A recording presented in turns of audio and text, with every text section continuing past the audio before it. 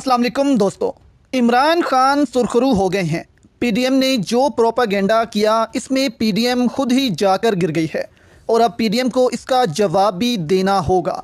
इमरान खान पर इल्ज़ाम लगाया गया दोस्तों कि इमरान खान ने पाक फ़ौज के शोहदा के ख़िलाफ़ मुहिम चलाई है और शोहदा को भी इमरान खान ने नहीं बख्शा। ये शुरू से ही होता आया है कि मुखालिफ सियासी जमातें एक दूसरे पर इल्ज़ाम लगाती हैं और बिलो दी बेल्ट जाकर बोला जाता है, लेकिन कभी भी अपने मुफाद के लिए शोहदा का सहारा नहीं लिया गया था। लेकिन इस दफ़ा पीडीएम ने ये गिरी हुई हरकत भी कर दी और इसमें आपने इन दो सहाफ़ियों को नहीं भूलना जो शोहदा के घर वालों का दिल दुखाने में पेश रहे।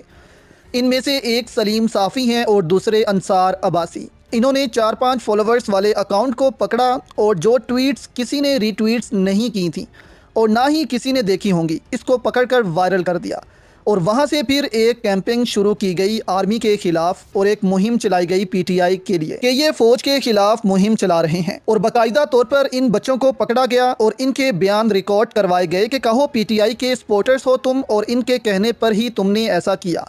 तो 4-5 लोगों को पीडीएम ने ऐसे पकड़ा और इनसे एक कैंपिंग शुरू कर दी पीटीआई के खिलाफ और असल में ये पाकिस्तान फ़ौज के खिलाफ थी। अब देखने की बात यह है कि 50 ट्वीट्स जो खिलाफ आए और लाखों की तादाद में जो लोगों ने इस हवाले से पाक फ़ौज के हक़ में बयान दिया, अपनी फ़ौज के शाना बशाना खड़े होने का फ़ैसला किया, ऐलान किया, इस पर ट्वीट्स की, इसका क्या? तो इस पर सबसे पहले तो सलीम साफ़ी और अंसार अब्बासी पर एक्शन होना चाहिए और फिर पीडीएम पर। अब इस केस से तो इमरान खान सुरखरू हो चुके हैं और तौहीन शोहदा की मुकम्मल रिपोर्ट जारी कर दी गई है, जिसके मुताबिक तमाम सियासी जमातों को इससे क्लीन चिट दे दी गई है कि ये एक फ़र्द का काम था, इसमें किसी भी सियासी जमात की कंसेंट मौजूद नहीं थी। तो पीटीआई को अब क्लीन चिट मिल गई है कि पीटीआई ने शोहदा के ख़िलाफ़ कोई मुहिम शुरू नहीं की और सिर्फ 40-50 ट्वीट्स ऐसी मिली हैं जो कि बहुत वायरल भी नहीं हुई। और अगर अंसार अब्बासी और सलीम साफ़ी इसको वायरल ना करते तो किसी को पता भी नहीं लगना था कि ऐसी कोई ट्वीट्स की भी गई हैं। तो यहाँ पर यही कहेंगे कि सबसे पहले तो सलीम साफ़ी और अंसार अब्बासी को शोहदा के घर वालों से माफ़ी मांगनी चाहिए और फिर इस पूरी कौम और पाक फ़ौज से भी माफ़ी मांगनी चाहिए। दूसरी जानिब दोस्तों, इमरान खान के ख़िलाफ़ एक मुहिम सीपैक को भी लेकर चलाई जा रही है और चलाई जाती रही है कि इमरान खान सीपैक को स्लो कर रहे थे। चीन इमरान खान से खुश नहीं था और यहाँ तक कहा गया कि सीपैक अथॉरिटी जो इमरान खान ने बनाई थी वो सीपैक को स्लो करने के लिए बनाई गई थी। इस पर चीनी कौंसल जनरल का ऐसा बयान सामने आ गया है कि इन सब का झूठ पकड़ा गया है। कराची में तैनात चीन के कौंसल जनरल ली जियान का कहना है कि पाकिस्तान में चीनी बाशिंदों की सिक्योरिटी इंतजामात तसल्ली बख्श हैं। चीनी सरमायाकारों को यहाँ सरमायाकारी करना चाहिए। उर्दू न्यूज़ को खसूसी इंटरव्यू देते हुए उन्होंने कहा कि ये पाकिस्तान और चीन का मुश्तरका मंसूबा है, दोनों ममालिक इसको अहमियत देते हैं।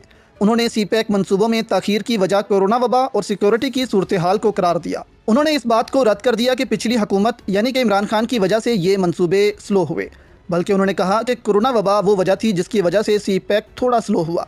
ली जियान ने पाकिस्तान और चीन के दरमियान किसी किस्म के इख्तलाफात को सख्ती से रद्द करते हुए कहा कि दोनों ममालिक का मजबूत ताल्लुक है, एक दूसरे को कदर की निगाह से देखते हैं। उन्होंने कहा कि मुल्क में पॉलिसी की तब्दीली से भी सरमायाकारी मुतासिर होती है और यही बात सीपैक मंसूबों में भी देखने में आ रही है। यानी यहाँ इन्होंने ये इशारा भी दिया कि क्योंकि मुल्क में कुछ पॉलिसियाँ तब्दील हो रही हैं, इस वजह से सीपैक मंसूबों पर सरमायाकारी भी रुक रही है।